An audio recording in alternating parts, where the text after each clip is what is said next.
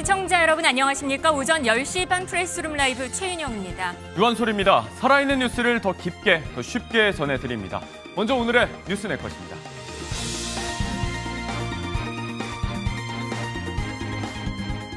이재명 대통령은 G7 회의 돌아오자마자 국무회의를 주재하고 30조의 추경을 확정했습니다. 이르면 여름 휴가 때 국민 1인당 15만 원에서 50만 원의 소비 쿠폰을 받습니다.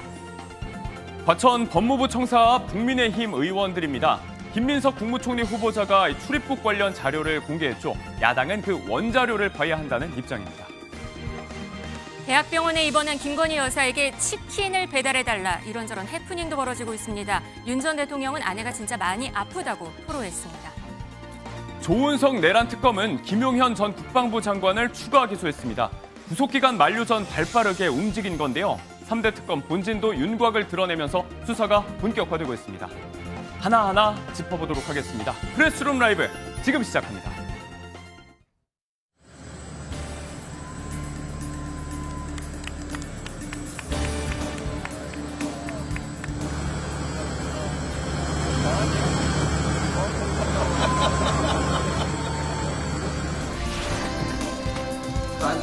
먼저 국민들의 국가 재정을 이제 사용하셔야 됐습니다. 지금은 너무 침체가 심해서 정부의 역할이 필요할 때라는 생각이 들어요.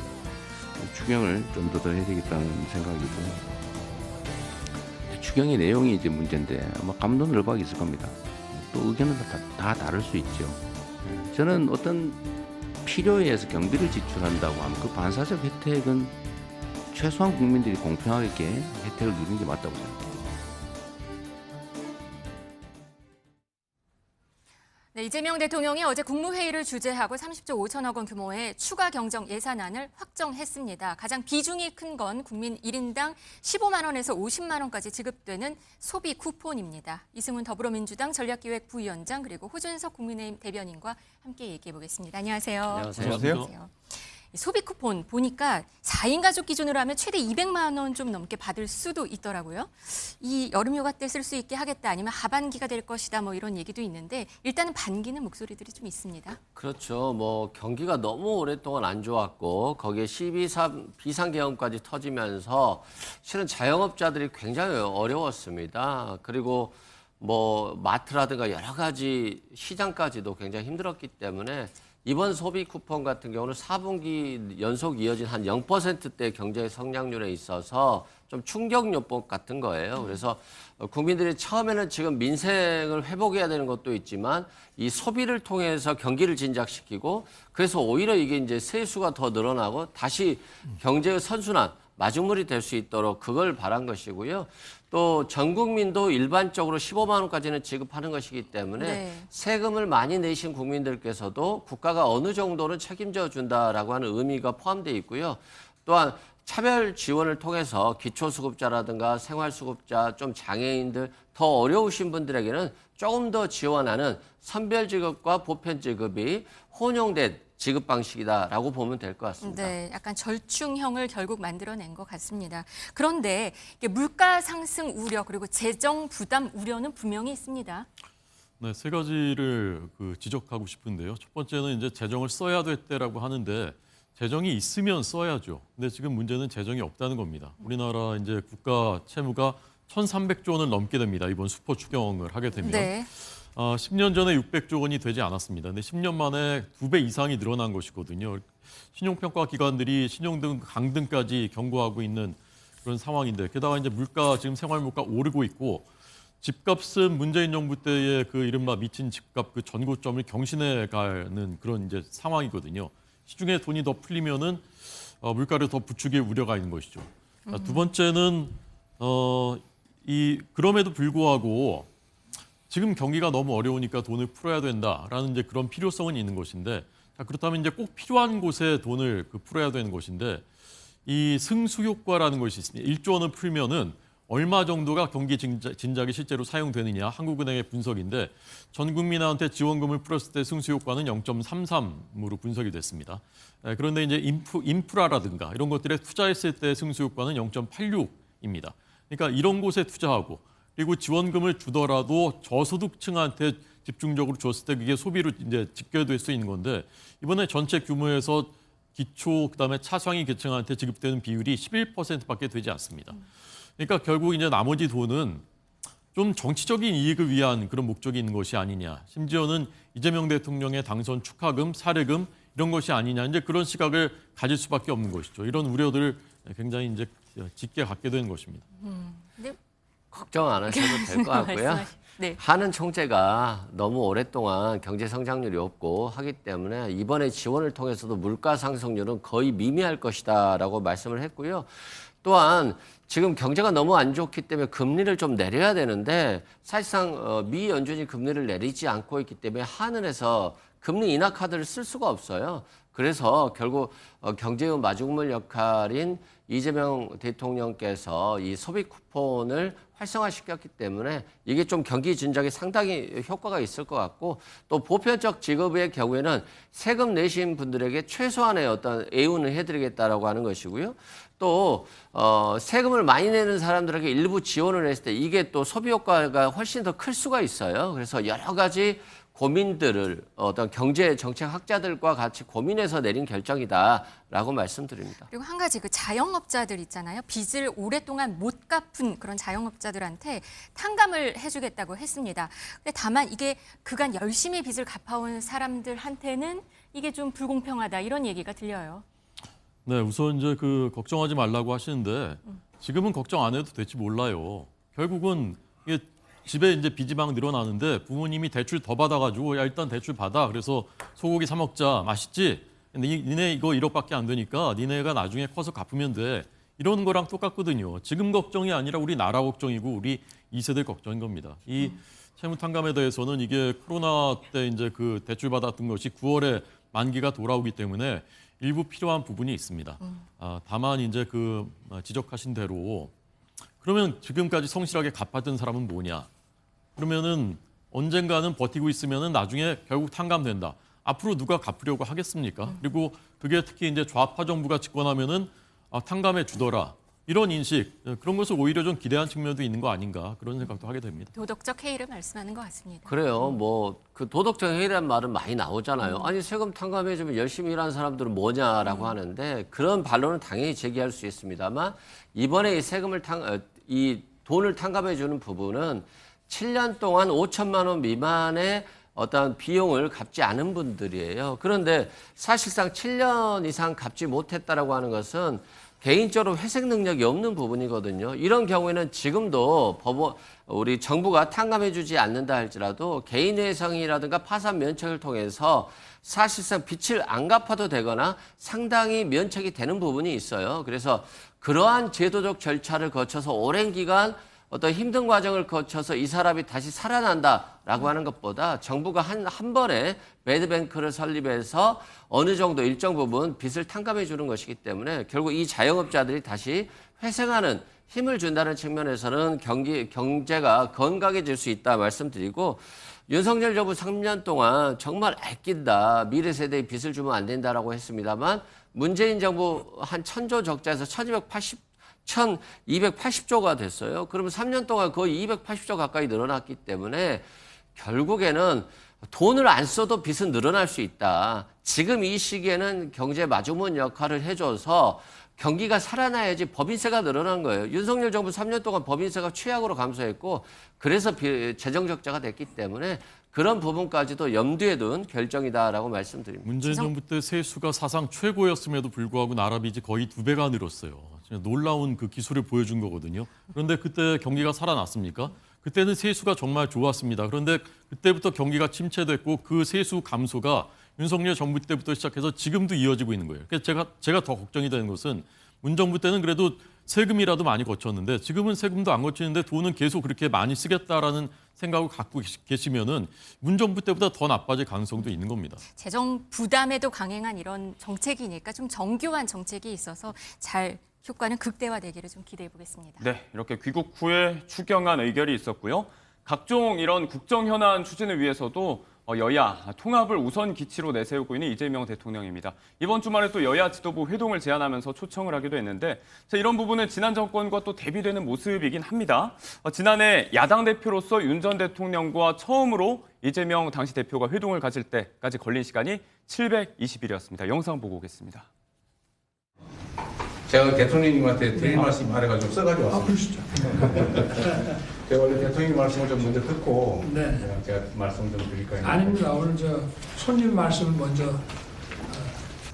그래서 오늘 아마 이 자리에 대해서도 많은 국민들께서 큰 기대를 가지고 지켜보고 계실 것 같아서요.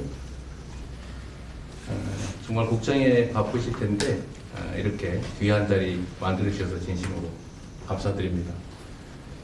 저희가 오다 보니까 한 20분 정도 걸리는데 실제 여기 오는데 한 700일 걸렸다고.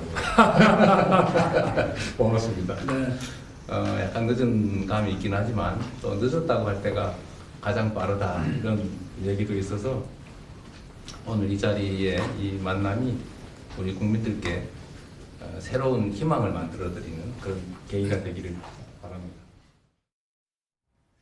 2년이 730일이니까 거의 2년 만에 이루어진 회동. 당시에도 이제 빈손 회동에 그쳤다 이런 비판도 언론에서 많이 제기가 됐었는데 실제로 어떤 메시지가 오가는지가 가장 중요하긴 하겠습니다만 일단 이번에는 여야 회동 18일 만에 취임 18일 만에 이루어질 것 같습니다.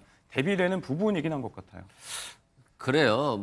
과거의 대통령들의 영수회담 같은 거 보면은 정말 격식을 갖추고 무슨 말 한마디라도 정해놓고 뭔가 대화를 했었는데 지금 이번에 대화하는 건 그냥 의제 제한 없이 그냥 허심탄회하게 여야 대표들을 만나서 예. 의견을 듣고 또 도와드릴 건 도와드리고 도움 받을 건 도움 받으려고 할 것 같아요. 국무총리 인선이라든가 이번에 추경안이라든가 그리고 여러 가지 각종 현안에 대해서 여야 대표들과 대화를 나눌 것으로 보여지고 또 저번에 취임하자마자 비빔밥을 같이 국회의장하고 같이 여야 대표들이 먹지 않았습니까? 그 과정에서 김용태 비대위원장이 공직선거법 등 법안 개정도 좀 하지 않았으면 좋겠다라고 했는데 이재명 대통령이 또 사실상 그걸 받아들였어요. 그래서 민주당이 그런 것들을 하지 않았기 때문에 결국 격이 없는 대화 그리고 그게 실제 결과로서 이어지는 실용주의적 대화거든요. 그래서 윤석열 정부 3년간은 정말 뭔가 이 발목이 잡혀 있는 것 같은 한국 경제가 또는 정치가 그랬는데 이재명 정부 들어서면서 정말 발목에 묶였던 끈이 풀려서 확 날아가는 듯한 느낌인데요. 정치라든가 경제라든가 외교라든가 모든 분야에 있어서 대화와 협치로서 뭔가 해결해 나가는 그런 정부가 되길 바라고 되고 있는 것 같아서 또 안심이 되는 부분이 있습니다.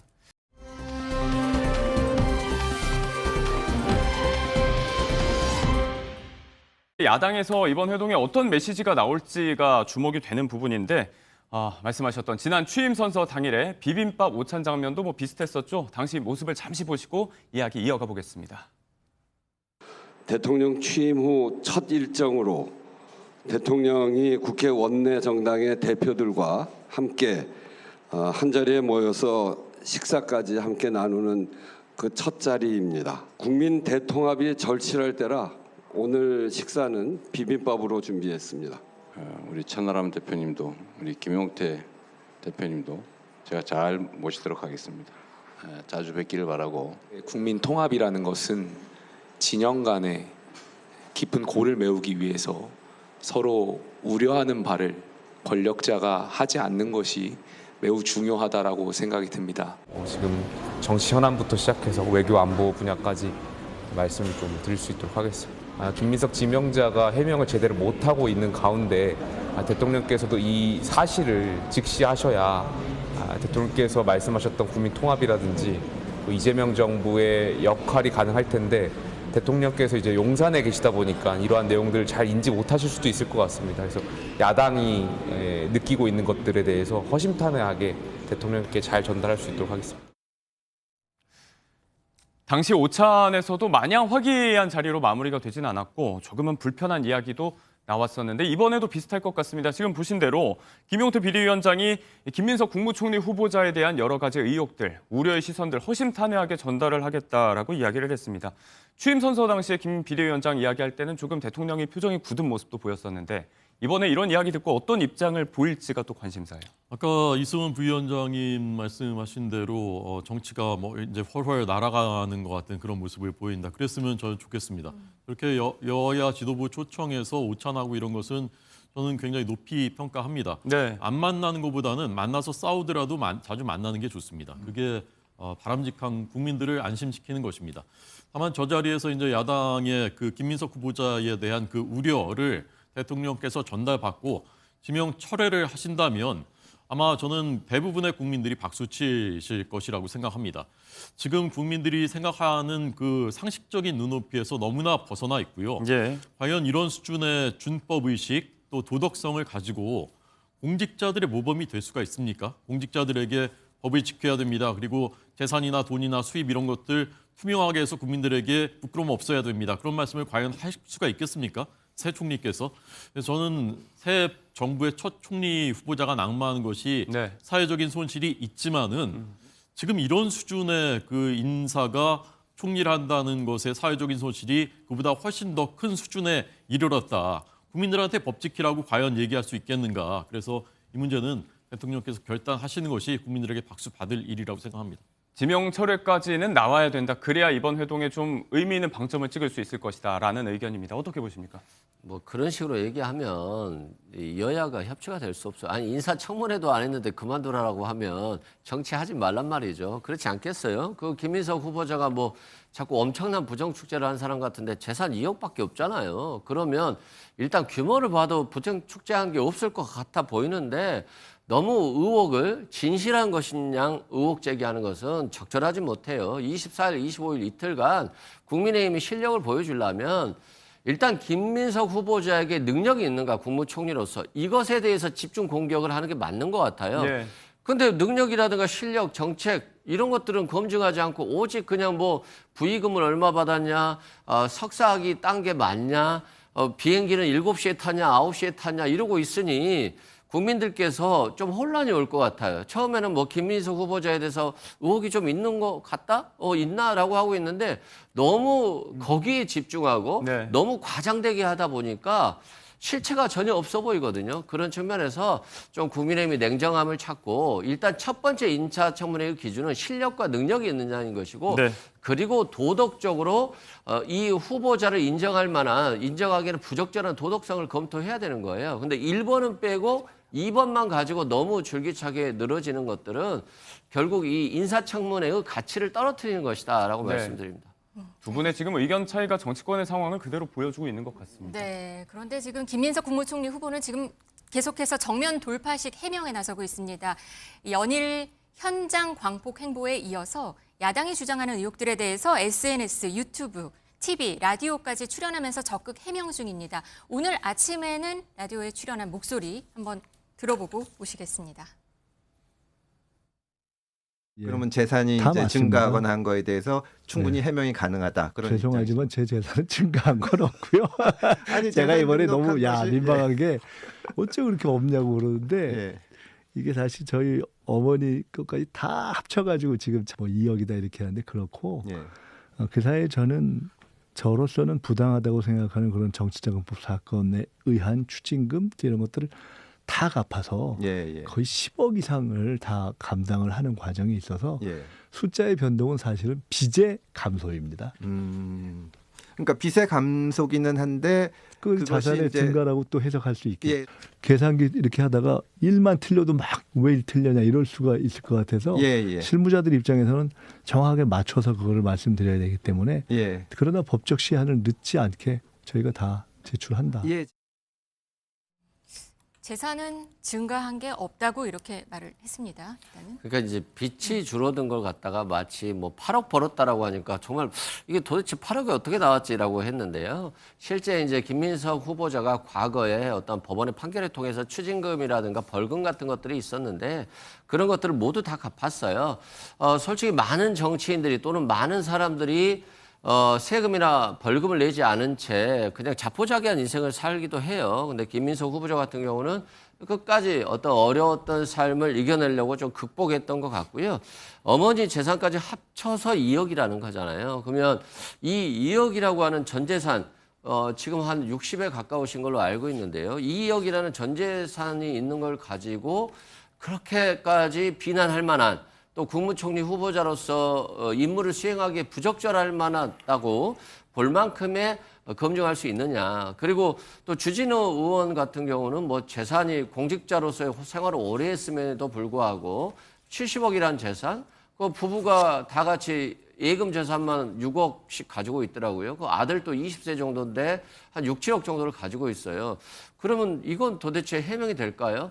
오히려 검증하는 사람이 더 깨끗해서 검증 당할 사람을 강하게 내쳐야 되는 것인데 오히려 지금 상대가 바뀐 것 같은 느낌이 들 정도로 지금 좀 검증의 칼날이 국민의힘이 좀 방향성을 잃고 잘못 가고 있는 거 아닌가 이런 생각이 듭니다.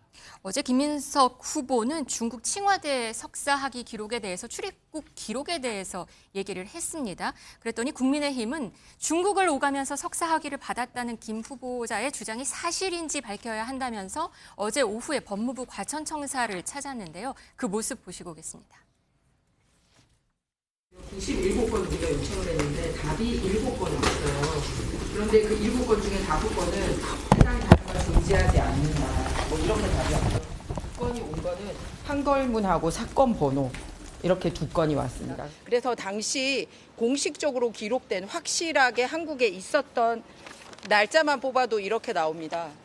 김민석 후보는 부산시장 후보로 예비 후보로 등록했을 뿐만 아니라 민주당 최고위원회에 꼬박꼬박 참여를 했고 언론기관에도 출연을 하고 있습니다. 이것도 본인이 제출한 게 아니라 저희가 언론을 통해서 확인한 국내 행적들입니다. 그런데 단 한 번도 정성스럽게 증거 자료로 우리들에게 제출하진 않고 다른 언론에 나가서 계속 자기네 주장만 계속하고 있을 뿐입니다. 대변인님, 네. 이 법무부 출입국 원자료를 지금 제출하라는 그건가요? 그러니까 저 부분이 김민석 후보자한테는 그래도 제일 내가 좀 설명할 수 있는 부분이다, 좀 자신 있는 부분이다 그런 것 같아요. 그래서 그 가공 자료를 이제 제출한 건데 네. 문제의 본질은 법을 정말 지켰느냐, 그리고 국민들이 보시기에 투명하게 정치 활동을 해왔느냐 그 부분이에요. 재산이 2억밖에 없다라고 하시는데 공직자였던 지난 5년 동안에만 얼추 계산을 해봐도 10억 원 이상의 수입이 도대체 어디서 났는지 알 수 없는 10억 원의 수익이 있는 거예요. 근데 여기에 대해서 설명을 하지 못하고 있어요. 자료도 내지 않고 있습니다. 그리고 뭐 생활이 뭐 10몇 년 동안 어려웠다라고 하시는데 그 공직자 아니었던 10년 넘는 동안에 이분은 미국 가서 석사도 하셨고 박사도 하셨고 미국 변호사도 따셨어요. 부인은 2023년에는 베이커리 카페도 창업을 했습니다. 근데 부인이 신고한 재산 그 소득은 1,000만 원 정도밖에 되지 않는데 이 돈도 도대체 어디서 나왔는지 그 출처를 도대체 알 수가 없는 겁니다. 이것은 아무리 그 너그러운 입장에서 보더라도 보통 국민들이 도저히 납득할 수 있는 수준을 넘어선 거예요. 윤석열 정부 때 한덕수 첫 총리 그 청문회 때 1,000건의 자료를 요구했습니다. 야당이. 심지어는 별세한 지 수십 년 된 그 부모님들의 부동산 거래 내역까지 다 제출하라고 했습니다. 그러면서 그것을 핑계로 해가지고 청문회 보이콧까지 했었습니다. 네. 근데 지금 90여 건 요구했는데 사실 아주 기본적인 상식적인 것들 해명할 수 있는 자료 내라고 하는데 지금 들으셨지 않습니까? 딱 2건 냈습니다. 그리고 청문회 때 하겠다는데 그때까지 그냥 미루다가 청문회 이틀 이렇게 통과하고 그냥 밀어붙이겠다 그런 뜻 아니겠습니까? 윤석열 정부 때 인사청문 과정에서 낙마한 공직 후보자가 6명입니다. 근데 그중에서 제일 큰 그 많은 사유가 아파 찬스였어요. 아파 찬스. 근데 이 부분도 지금 제대로 해명을 못하고 있지 않습니까? 알겠습니다. 민주당에서는 지금 뭐 청문회법까지 고치겠다 이런 얘기도 있어요. 일단 뭐 청문회법을 고치긴 고쳐야 돼요. 왜 그러냐면 아니 실력 검증을 하고 나서 도덕성 검증해야 되는데 실력은 신경도 안 쓰고 그냥 도덕성만 검증하는 것인데 그것도 너무 정치적이고 정략적으로 움직이기 때문에 청문회법 개정이 필요는 하다. 다만 이번에 이제 인사청문회는 끝내고 나서 좀 여야가 협의로 청문회법도 개정하는 방향도 굉장히 중요할 것 같다라고 말씀드리고 김민석 후보자가 칭화대 중국 석사학위를 딴 건데요. 아니 수업을 안 듣고 석사학위를 딸 수 있나요? 출석을 안 해도 딸 수 있나요? 뭐 이게 뭐 석사학위 자격증이 위조됐다라고 하면 모를까? 대학에서 석사학위를 줬다라고 하는 것은 수업도 듣고 출석했기 때문에 그런 것이에요. 그런데 이것에 대해서 어떻게 한국에서 정치 활동도 하면서 중국에서 석사 학위를 땄냐라고 주장하는 것 자체가 저는 좀 이해할 수 없다라고 말씀드리고 주경야독이라고 있는 거잖아요. 사람이 힘들면 낮에는 일하고 저녁에는 열심히 공부할 수 있는 건데 왜 저녁에 열심히 공부한 사람한테 실력 있는 사람한테 너 실력 없지라고 계속해서 폄하하는지 저는 좀 이해가 안 된다 말씀드리고 저는 정치인들도 이제 부의금을 받는다던가 출판 기념회를 통해서 수익을 얻을 경우에는 신고하는 정치인들이 없어요. 그리고 일반 국민도 부의금 같은 경우는 신고를 하지 않습니다. 그래서 그런 부분은 청문회 과정에 있어서 김민석 후보자가 좀 성실하게 저는 답변할 것으로 보고 있습니다. 네, 방금 말씀하신 그 청문회법 관련해서 어제 오늘 여당, 야당 목소리가 다 준비가 되어 있습니다. 한번 듣고 오시겠습니다. 김민석 국무총리 후보자에 대한 흠집 내기가 도를 넘고 있습니다. 이미 한참 전에 가짜로 판명된 투서까지 다시 꺼내들어서 공격을 하고 있습니다. 후보자의 부인은 물론 이혼한 전 부인까지 증인으로 채택해야 한다고 주장합니다. 이 과연 정상적인 인사청문입니까? 소모적 정쟁을 멈추고 후보자의 국정 운영 능력과 정책 역량을 검증하기를 바랍니다. 민주당은 인사청문회법 개정을 추진하겠습니다. 청문 대상자의 인신을 공격하고 흠집 내어서 정치적 반사이익을 취하는 자리가 아닙니다. 이제 인사청문회의 본래적 목적과 기능을 회복해야 하겠습니다. 이재명 대통령에게 불리한 재판이 계속되니까 형사소송법을 바꾸겠다고 하더니 김민석 총리 후보자의 도덕성을 검증하고 국민적인 의구심이 커지니까 이제는 청문회법 자체를 바꾸려고 합니다. 인사청문회를 앞두고 검증하는 것은 더불어민주당이 야당일 때도 그대로 해왔던 일입니다. 너무 뻔뻔하다고 생각합니다. 네, 오늘 아침에 국민의힘은 지금 긴급 의총을 열었어요. 그래서 이런 내용을 말을 했네요. 저는 제일 지금 심각한 문제는 단순히 김민석 후보자의 그 문제가 아니라 자신들에게 불리한 법은 바꿔버리거나 없애버리겠다라는 그런 지금 민주당의 태도라고 생각합니다. 그리고 자신들에게 필요한 법은 이제 막 만들어내는 것이거든요. 이러면 법치가 무슨 소용이 있는 거죠? 민주주의가 무슨 의미가 있는 거죠? 과거에는 여야가 그래도 균형과 서로 견제를 하니까 그런 시도들이 좀 저지되거나 할 수 있었는데 지금은 그런 게 없지 않습니까? 소수 야당은 아예 의미조차가 없어요, 국회에서. 하고 싶은 건 그냥 다 폭주해버리니까요. 거부권도 없으니까 이제는 대통령이 거부권 행사도 하지 않고 필요한 법 다 만들고 없애고 마음대로 할 수 있는 겁니다. 저는 이렇게 되면 우리나라 민주주의 근간이 무너지는 것이라 생각하고요. 앞서 이제 진선준 의장 말씀하신 것 중에는 투서 20년 전 투서 문제는요. 그건 야당이 제기한 게 아닙니다. 김민석 후보자가 그거 무슨 저질 유튜버하고 찌라시 언론들이 제기하고 있다라고 하면서 본인이 얘기를 했어요.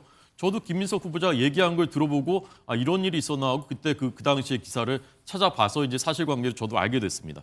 전 부인 문제는요. 이게 바로 그 아들의 유학 비용 얘기 아닙니까? 근데 출처를 알 수 없으니까 그 전 부인께서 됐다라고 주장을 하는데 증빙 자료만 내면 되는 거예요. 아주 간단한 거거든요. 근데 자료를 내지 않으니까 그러면 불러서라도 들어야 되는 건 아니냐 그런 논의가 나온 것이죠. 이 자료 냈다면 이런 얘기 자체가 나올 일조차 없었던 것입니다. 알겠습니다. 이 김민석 후보자에 대해서 지지층이나 또 민주당은 적극 엄호에 나서고는 있는데요. 또 당 일각에서는 김 후보 대응이 조금 아쉽다는 목소리도 나오기 시작했습니다. 보시겠습니다. 정치라는 과정에 있어서 조금 국민들이 보기엔 투명하지 않은 부분도 좀 있어 보입니다. 대통령이 지금 비상계엄으로 인한 탄핵 그리고 파면 그러고 나서 지금 집권한 거 아니겠습니까? 이런 과정에서 또 가장 적임이라고 판단해서 김민석 후보를 임명했는데 저는 야당에서도 좀 협조할 필요성이 좀 있다고 생각합니다. 네. 김민석 총리 후보가 너무 감성적으로 감정적으로 대응을 하는 것 같아요.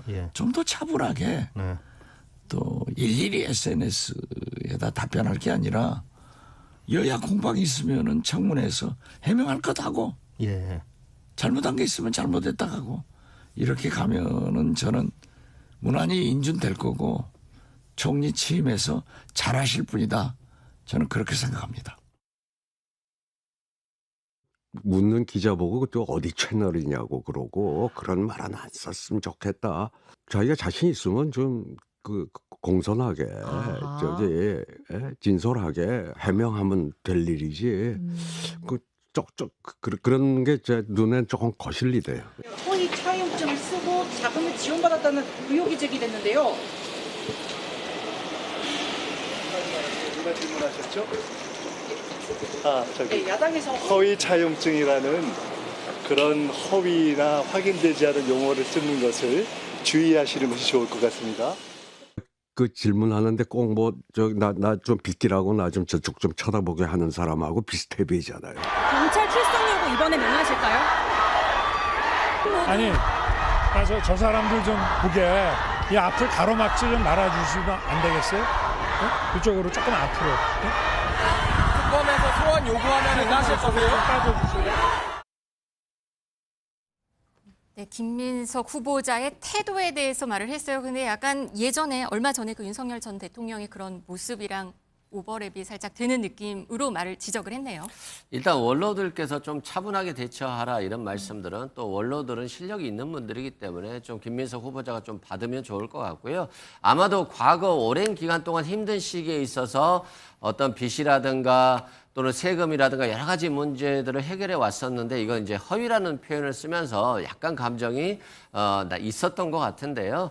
아마도 또 차분하게 잘 대응을 하면 국민들도 이해하고 그럴 것이기 때문에 원로들 말씀대로 조금 더 여유 있고 안정감 있는 모습을 보여주는 것도 김민석 후보자에게는 필요할 것 같습니다. 재판 출석 당시에 유일하게 윤석열 전 대통령이 입을 열었던 순간과도 비견이 된 부분이 있었고 이렇게 청문회를 닷새 남기고 당내에서도 대응에 대한 여러 가지 목소리도 함께 나오고 있습니다.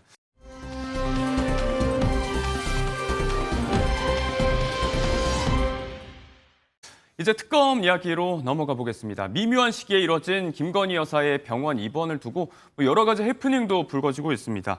이미 많은 언론 보도가 됐었는데 허위로 밝혀진 마약 투약 신고도 있었고 다음 날에는 이제 치킨을 좀 전달해달라라고 이제 병원에 배달을 시켰는데 병원에서 수령 거부하는 그런 일도 있었습니다.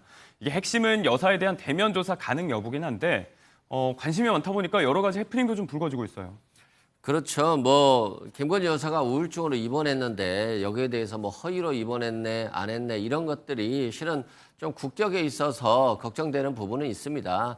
다만 굳이 지금까지 대통령으로 있을 때는 잘 국정에 운영하면서 같이 대통령과 함께 하다가 갑자기 특검 수사를 앞두고 또 경찰이나 검찰 수사를 앞두고 전격적으로 입원했다는 측면에 있어서는 수사를 회피하기 위한 용도인 거 아니냐, 구속을 회피하려고 하는 거 아니냐, 예. 이런 비판에 대해서는 피할 수 없을 것 같고요. 저는 굉장히 오랜 3년이라고 하는 기간 동안 김건희 여사가 국정을 혼란스럽게 했다라거나 또 윤석열 전 대통령이 사실상 국정 운영에 있어서 방해가 됐다라고 하는 국민들이 많이 있거든요. 예. 그런 측면에서 해묵은 어떤 이 과거의 잘못된 부분들을 이번 특검 수사에 적극적으로 임하면서 좀 해소하고 잘못할 건 잘못했다고 인정하고 또 부인할 건 부인하면서 법에 따른 좀 처벌을 확실하게 받는 것들이 결국 국민들에 대한 어떤 잘못된 인상들을 정리해주는 그런 계기가 되지 않을까 싶습니다. 말씀하신 대로 이제 대면 조사를 피하기 위한 일종의 꼼수 아니냐 이런 비판에 배우자인 윤 전 대통령이 직접 좀 해명을 하고 있는 것 같습니다. 측근들에게 아내가 많이 아프다, 수사 피하기 위한 거 아니냐 이런 비판이 나올 수 있다 이런 얘기에도 어쩔 수 없지 않느냐 체념한 듯이 이야기를 하고 있다. 이런 주변에 했다는 전언들이 보도를 타고 좀 흘러나오고 있는 것 같습니다. 네, 어쩔 수 없지 않느냐 답이 정답인 것 같습니다. 예. 지금 소환 조사, 소환 요구한다면 피할 방법이 있겠습니까? 만약에 계속 불응한다면은 지금 특검이 체포영장 청구하고 예. 영장 발부하고 그렇게 되겠죠. 예상되는 수순이고요. 조사를 받고 그래서 밝힐 부분은 밝히고 억울한 부분이 있으면은 해명하고 그렇게 해서 그 수사 결과를 국민들께 내놓는 수밖에 없는 상황이라고 생각하고 그것을 전 대통령 그 부부도 잘 알고 계시는 상황이라고 생각합니다. 네. 지금 호준석 대변인의 말씀대로 윤 전 대통령은 어제 경찰 특수단의 3차 소환 요구에도 불응을 했습니다. 일과 시간이 끝날 때까지 이번에도 기다려봤지만 응하지 않았는데 그렇다면 이제 통상 3차례의 출석 요구가 있었는데 응하지 않는다면 체포 수순을 밟게 된다. 이게 그간의 관련인데 경찰 특수단이 이제 내란 특검과 이 부분에 관해서 협의 중이라고 합니다. 이제 속도를 내고 있는 특검이 사건을 넘겨받아서 직접 신병 인도에 나설 것이다. 이런 전망도 나오고 있어요. 그렇죠. 경찰이 이제 3차 불출석했을 때는 체포영장을 신청하는 게 맞죠. 그러면 48시간 이내에 기소를 해야 되는 것인데 그럴 경우에는 구속영장을 신청하고 또 그리고 나서 구속이 되면 또 10일 내에 기소를 해야 되잖아요. 네. 그렇기 때문에 시간이 굉장히 촉박한 상황인데 자칫 잘못하다가는 괜히 체포영장이 기각돼 버리면 특검 수사에도 장애가 올 수 있거든요. 그런 측면에서는 네. 특검과 상의한다라고 보시면 될 것 같고 만약 체포영장 신청을 하지 않는다 할지라도 또 조만간 특검이 수사를 통해서 어느 정도 구체적인 사실관계, 즉 김건희 여사를 제외한 다른 분들을 통해서 어떤 비위 행위라든가 범죄 행위를 확인하고 그리고 나서 김건희 여사를 소환할 것으로 예상이 되기 때문에 저는 뭐 경찰이 너무 서두를 필요는 없다. 자칫 너무 서두르다가 사건의 실타래를 잘 못 풀 수도 있기 때문에 특검과 잘 상의를 하는 게 맞을 것 같습니다. 수사가 이제 넘어가는 이 전환기가 중요하다는 말씀인데 일각에서는 이런 전환기에 시간을 벌겠다는 전략이 아니냐 이런 풀이도 나오고 있는 것 같습니다. 윤 전 대통령은 이제 김 여사를 두고 나오고 있는 이야기처럼 차라리 특검을 좀 받겠다, 환영한다는 입장이다 이런 식으로 이야기를 하고 있다는 주변 얘기도 들리고 있는데 본인은 떳떳하다, 특검 수사할 거면 해보라 이렇게 자신감도 좀 내비치고 있다 이런 보도가 있었어요. 네, 뭐 그런데 그런 자신감이라는 게 실제 자신감이 있어서 하는 말은 아니겠죠. 아마 특검의 수사를 정략적이거나 정치적 수사로 몰아가는 어떤 비판적인 시각을 가지려고 하는 것 같고 실제 뭐 특검 수사에서 다 털고 싶다라고 하지만 병원에 입원했잖아요. 그건 결국 수사를 받기 싫은 그런 마음일 거다라고 생각되고요. 받기 싫어도 결국 특검의 칼날은 피할 수 없고 이제까지 3년 동안 검찰의 수사가 지지부진하고 결국 권력 눈치 보기로 수사를 하지 않았기 때문에 결과적으로 검찰의 권위도 추락하고 윤석열 전 대통령도 탄핵당한 것이 아닌가 싶어요. 결국 뭐 본인들이 만들어낸 자업자득의 현실이다라고 보면 될 것 같습니다. 말씀하신 대로 이제 여당과 범여권에서 특혜 이번 논란을 계속해서 내고 있고 좀 말씀을 하셨기 때문에 반론의 기회를 좀 드려야 될 것 같습니다. 조국 혁신당에서도 이제 논평을 냈는데 지난 이재명 대통령의 작년 초에 피습 당시 서울대병원 입원 건을 두고 특혜 논란 언론 보도가 좀 많지 않았냐. 이번 건 어떻게 볼 거냐 이렇게 또 이야기하고 있거든요. 그거하고 이거하고 어떻게 그 연결되는 건지 저는 잘 모르겠고요. 그때 특혜 논란이 있었던 것은 우리나라의 최고의 중증 외상센터인 부산대 병원이 있었는데 그래서 의료진의 견해와 상관없이 서울대병원으로 이송되고 또 헬기를 부르는 과정에서 민주당 관계자들이 거기에 이제 관여했다라는 것 때문에 나온 것이지 이거하고 이제 그 결부시킬 수 있는 사안은 아닌 것 같고요. 특검이 이제 세 개인데 제가 보기에는 윤 전 대통령이 나는 자신 있다 하면서 이제 언급했다는 부분이 최상병 특검이거든요. 저는 이 부분은 그 별다른 실체가 없을 가능성이 높다고 보고요.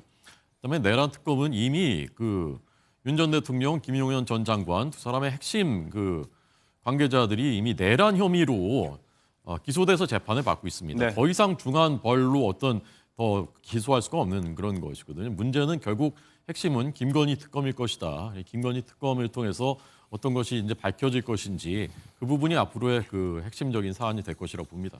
말씀하신 내란 특검이 이제 속도를 내고 있는 상황인데 아직 수사팀 구성 특검부 임명 전인데 일단 발빠르게 내란 혐의로 구속 중인 김용현 전 국방부 장관에 대해서 추가 기소를 했습니다. 두 가지 혐의가 추가됐는데 일단 핵심은 구속기간 만료를 앞두고 있지 않습니까? 여기에 대한 김 전 장관에 대한 재구속 차원인 것 같아요. 그렇죠. 이제 본인이 법원이 보석 결정을 했습니다만 그 보석 조건을 받지 않겠다. 그러니까 다른 사람 사건 관련자들을 만나지 않는다거나 가택에서만 활동한다거나 이런 조건들 제한들이 있는데 이 제한들을 받지 않고 나가겠다라고 하는 것들은 결국 증거 인멸이라든가 또 관련자들과 말 맞추게 할 우려가 있기 때문에 특검 입장에서 보면 추가적인 기소를 통해서 구속영장이 발부돼서 신병을 확보한 이후에 증거인멸이라든가 이런 상황도 막으면서 외환 유치 또 또는 내란죄 과정에 있어서 부족한 수사 미진한 부분에 대해서도 추가적으로 수사를 하려고 하는 것 같아요. 그런 측면에서 아마 다시 구속영장을 발부해달라라고 이제 법원에 요청한 것 같은데 네. 지기현 부장판사한테 아마 사건이 갈 가능성이 배당될 가능성이 아주 높은데 저번에 윤석열 전 대통령 구속 취소한 상황에서 이번에 다시 구속영장을 재발부할 것인가 네. 이게 이제 귀추가 주목되는 부분입니다. 네. 한 가지 정정을 좀 해드려야 될 부분은 이제 속도를 내고 있는 내란 특검. 조금 전에 이제 내란 외환 사건에 대한 특검보 6명의 임명이 확정이 됐습니다. 더더욱 이제 수사에 속도를 낼 수 있을 것 같은 상황입니다. 내란 특검뿐만이 아니고 3대 특검이 서로 경쟁적으로 지금 수사 속도전을 벌이고 있습니다. 각 특검의 본진, 김건희 특검 같은 경우는 광화문, 그리고 내란 특검과 최혜병 특검 같은 경우는 이제 서초동에 사무실을 내고 특검 수사 본격화가 된다는 보도가 많이 나오고 있는데 일단 시작 전부터 보도가 가장 많이 나왔던 부분들은 기존의 검찰 수사를 중심으로 김건희 여사 관련 의혹일 겁니다. 재수사가 이뤄지고 녹취 파일도 나오고 이러면서 관련자들의 진술에도 기류 변화가 조금씩 보이고 있는 것 같아요. 그렇죠. 원래 이제 윤석열 정부가 들어설 때는 윤석열 전 대통령이 모든 행정부 권력을 쥐기 때문에 검찰도 그에 맞춰서 진술을 그냥 유연하게 받았을 겁니다. 그렇다 네. 보니까 그냥 가면 뭐 김건희 여사는 잘 몰라요. 김건희 여사는 관여된 게 없습니다라고 하고 검찰도 그 진술을 토대로 압수수색을 하지 않아 버리는 것이죠. 결과적으로 직무유기와 같은 상황이 발생한 것인데 예. 그런 것 때문에 김건희 여사가 보호됐다라고 한다면 이제는 보호막이 없잖아요. 윤석열 전 대통령이라는 보호막이 없기 때문에 이번에도 미래에셋증권 등을 압수수색해 보니까 없었다라고 하는 증거들이 엄청나게 나온 거 아닙니까? 그래서 뭐 주가 조작을 통해서 한 수익의 40%를 주는 것들이 부담되는 거 아니냐. 예. 또 인위적으로 주가를 부양한다거나 이런 관리하고 있다는 뉘앙스들을 통한 내역들이 다 나오잖아요. 이런 자료를 검찰이 지금까지 확보를 못했다? 이건 봐주기 뭐 일부러 한 것밖에 되지 않지 않습니까? 이제 사회가 조금은 정상적으로 되고 좀 성역이 없는 그런 검찰 수사에서 성역이 없고 공정한 예. 수사가 됐으면 좋겠습니다. 말씀대로 이제 결정적인 증거, 정황 증거들이 나오기 시작하면서 관련자들, 해당 증권사의 직원이라든지 2차 주포로 이렇게 지목되고 있는 김모 씨 등 진술이 좀 바뀌고 있는데 일단 본인이 직접 관여했다는 의혹 제기에는 선을 긋고 있지만 공통적으로 윗선과는 좀 공모했을 정황이 보인다. 차원의 목소리가 나오고 있습니다. 이 윗선은 이미 유죄가 확정된 권오수 전 회장을 말하는데요. 좀처럼 입을 열지 않았죠. 예전 영상 한번 보시겠습니다. 혹시 김건희 씨하고 좀 알고 지내시는 사이입니까? 김건희 씨 정주로 거론나는데 들으셨어요? 상고하실 계획이신가요? 오늘 1심보다 형 무겁게 나왔는데 어떻게 생각하십니까? 전주 방조 혐의 유죄로 인정됐는데 어떻게 생각하세요?